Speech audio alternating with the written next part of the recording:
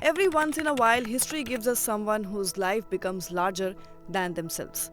A symbol, a guiding light, and inspiration. One such person was Mohandas Karamchand Gandhi. He wasn't born into fame or power, but through his deep commitment to truth, non-violence, and justice, he led India's peaceful struggle for freedom from British rule.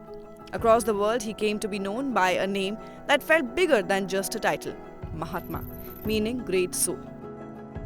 But have you ever wondered who first called him Mahatma? Well, let's find out the answer. The word Mahatma means great soul in Sanskrit, and over time it became inseparable from Gandhi's name. But how did it begin? In 1915, after returning from South Africa, Gandhi was already gaining attention for his peaceful resistance and simple living. It was around this time that the great poet and philosopher Rabindranath Tagore is believed to have first referred to Gandhi as Mahatma in a letter. He wrote, "To the one whom India's millions call Mahatma, to him my grateful homage." With those words, a title was born, one that would travel across the world. Tagore saw in Gandhi not just a political figure but a moral and spiritual force. He admired Gandhi's courage, humility, and deep sense of justice. And so, calling him Mahatma felt natural. However, as with many things in history, the story isn't entirely one-sided. Over the years, some scholars and historians have questioned whether Tagore was truly the first to call Gandhi Mahatma.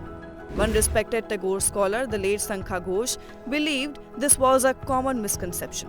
According to him, Gandhi was first called Mahatma at a public reception in Durban, South Africa on July 12, 1940, a year before Tagore's letter. This information is even mentioned in the Indian government's publication Mahatma Gandhi, A Chronology. Some reports also suggest that the title may have been used earlier by a journalist or people from the Gurukul Kangri community. So who was truly the first?